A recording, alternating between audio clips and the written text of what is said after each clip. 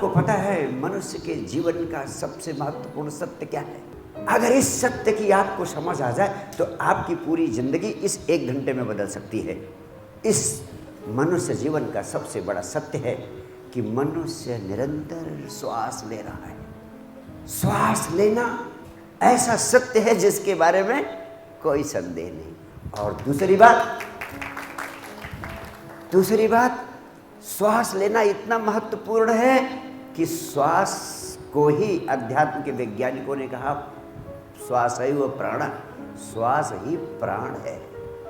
यानी श्वास चल रही है तो प्राण है, श्वास नहीं चल रही है तो प्राण नहीं है। श्वास प्राण का पर्याय है, श्वास जीवन का पर्याय है, श्वास जीवन ऊर्जा का पर्याय है। लेकिन दुर्भाग्य की सबसे बड़ी बात क्या है कि आप जन्म से लेकर मृत्यु तक, पहले क्षण से लेकर अंतिम क्षण तक निरंतर श्वास लेते रहते हैं। लेकिन सबसे बड़े दुर्भाग्य की बात सिर्फ यही है कि कोई भी व्यक्ति सही ढंग से श्वास लेने की कला नहीं जानता। अध्यात्म के वैज्ञानिकों का कहना है, मेडिकल साइंस की रिसर्च कहती है कि हर व्यक्ति गलत ढंग से श्वास ले रहा है। और मैं तुमसे कहना चाहता हूँ, मनुष्य होकर हमने इतना सारा विज्ञान पैदा किया, इतनी सारी कलाएं विकसित की, जीवन को इतना सुविधाजनक बनाने की दिशा में हमने अनंत गहराइयों को पाया, छुआ, लेकिन ठीक ढंग से श्वास लेना हमें नहीं आता। भारतवर्ष में भारतीय आयुर्वेद, भारतीय योग विज्ञान, भारतीय तंत्र विज्ञान, तीनों का प्राण है कि कैसे तुम सही ढंग से श्वास लेने की कला सीख लो।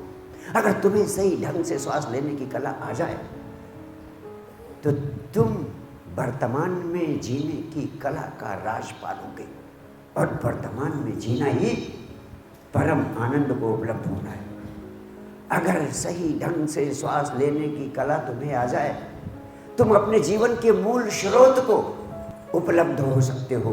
मूल स्रोत यानी जो अदृश्य मूल शक्ति है, उससे आपका संबंध जुड़ जाएगा।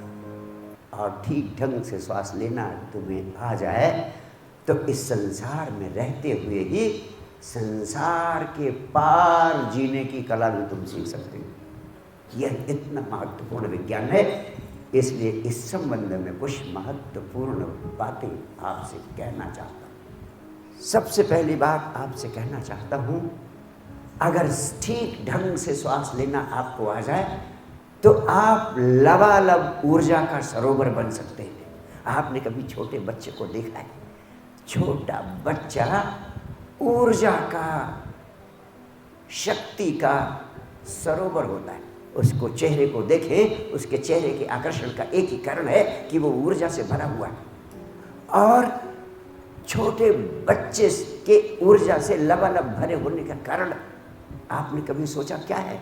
सिर्फ एक कारण है, योग विज्ञान, तंत्र विज्ञान और यहाँ तक कि मेडिकल साइंस की रिसर्च कहती है कि उसके ऊर्जा से लबालब भरे होने का एक ही कारण है कि उसकी श्वास लेने की विधि, उसका श्वास लेने का ढंग बिल्कुल प्राकृतिक है, बिल्कुल सहज है, नेचुरल है। और आपका श्वास लेने का ढंग प्राकृतिक नहीं है, सहज नहीं है, नेचुरल नहीं है। बच्चा खेलता रहता, उछलता रहता है, कभी थकता नहीं। माँ बाप थक जाते हैं उसको संभालने के लिए, कहते हैं गुरुदेव उस बच्चे को संभालना बहुत मुश्किल है। हर माँ बाप बच्चे को संभालने में थक जाता है, उसके छक्के छूट जाते हैं, कारण वो ऊर्जा से लबालब भरा है और तुम्हारी ऊर्जा निरंतर स्खलित होती रहती है, शून्य हो जाती है। अमेरिका में एक महत्वपूर्ण प्रयोग किया गया।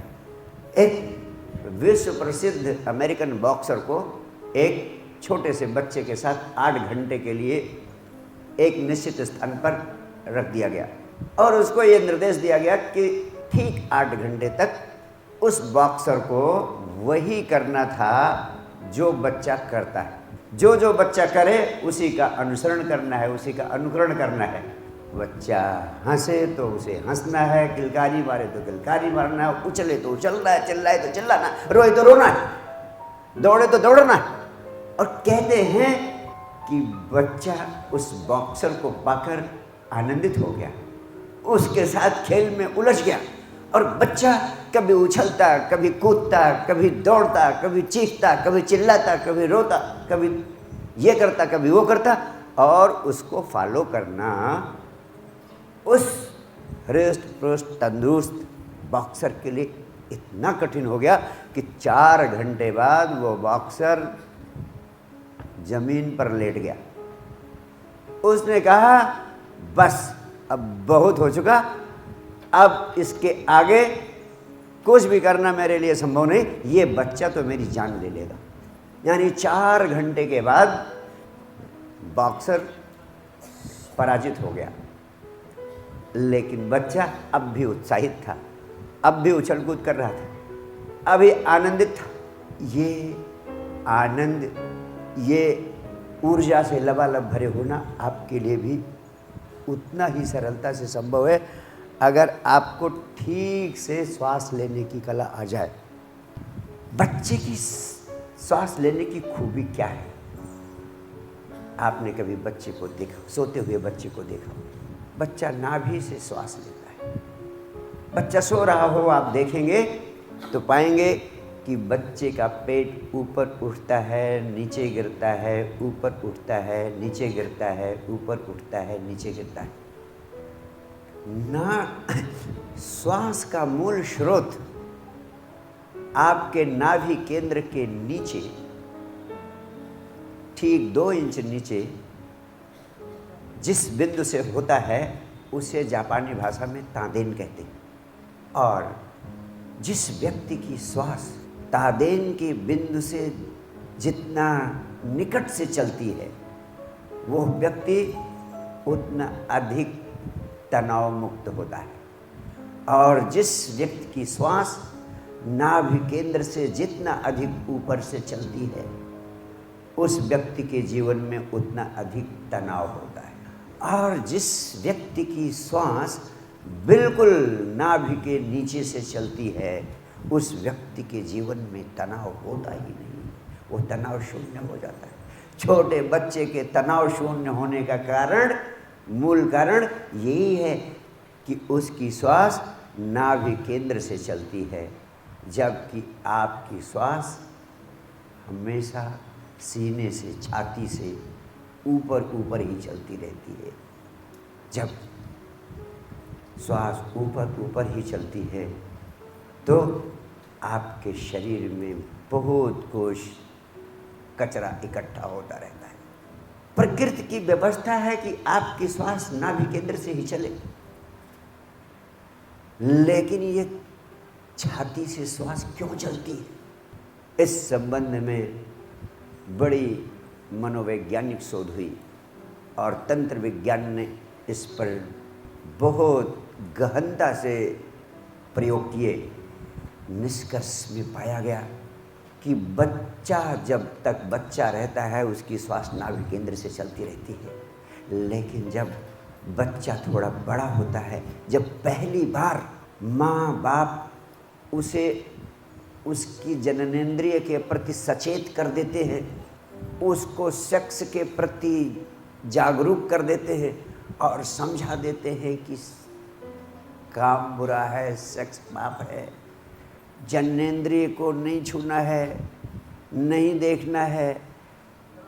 अब बच्चे के अंदर एक घबराहट पैदा हो जाती है। मनोवैज्ञानिक कहते हैं उस घबराहट के कारण शरीर अपनी व्यवस्था करता है, बच्चा ऊपर ऊपर से श्वास लेने लगता है, छाती से श्वास लेने लगता है।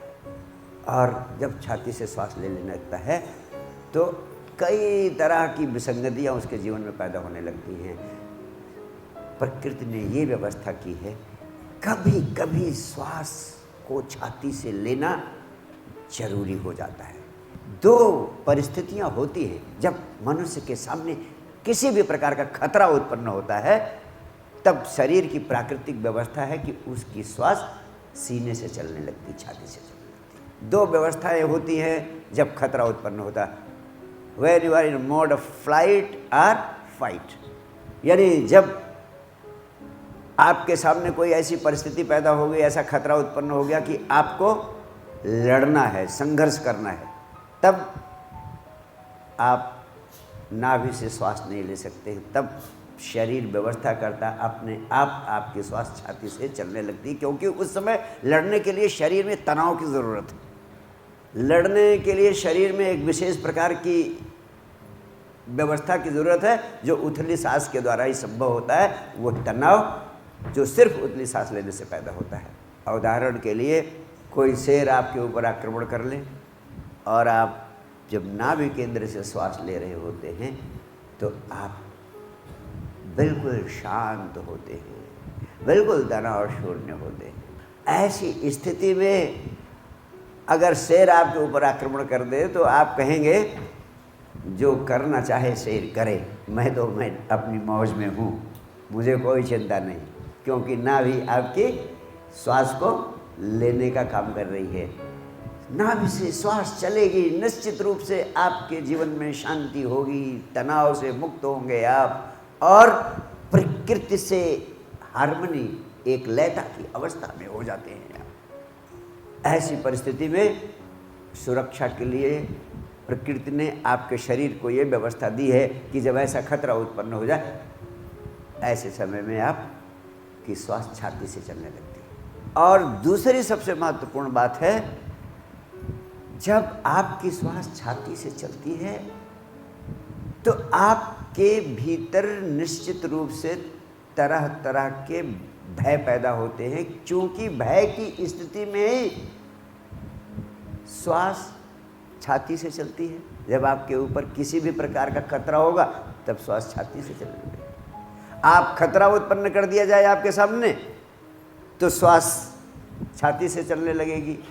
और दूसरी बात, अगर छाती से आप श्वास लेने लगेंगे तो कोई खतरा नहीं है तो भी आपका मस्तिष्क खतरे पैदा कर लेगा, काल्पनिक खतरे पैदा कर लेगा, काल्पनिक शत्रु पैदा कर लेगा, काल्पनिक भय के कारण पैदा कर लेगा। और वो कल्पना ही है जो आपको 24 घंटे भयभीत किए रहती है। उसकी जड़, उसका मूल छाती से श्वास लेना है, सीने से श्वास लेना है, उथली उथली श्वास लेना है। उथली उथली श्वास लेते हैं तो आप काल्पनिक भय, काल्पनिक शत्रु, काल्पनिक परिस्थितियां जो तुम्हारे भविष्य में नरक पैदा कर देंगी, इस प्रकार की परिस्थितियों से आप भर जाते हैं और आपका जीवन चिंता, दुख, तनाव, भय का शिकार हो जाता है।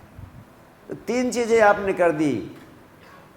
जब आप नाभि केंद्र से श्वास लेते हैं आप लबालब ऊर्जा से भरे होते हैं। छाती से श्वास लेते हैं तो ऊर्जा संग्रहित नहीं होती। जब आप नाभि केंद्र से श्वास लेते हैं तो जीवन ऊर्जा, जिसे प्राण ऊर्जा कहते हैं, वो आपके नाभि केंद्र के इर्द गिर्द संग्रहित होने लगती, इकट्ठा होने लगती और ऊर्जा का सरोवर वहाँ निर्मित हो जाता है जो आपके जीवन में आनंद पैदा करने का कारण बनता है, जो तनाव मुक्ति का कारण बनता है।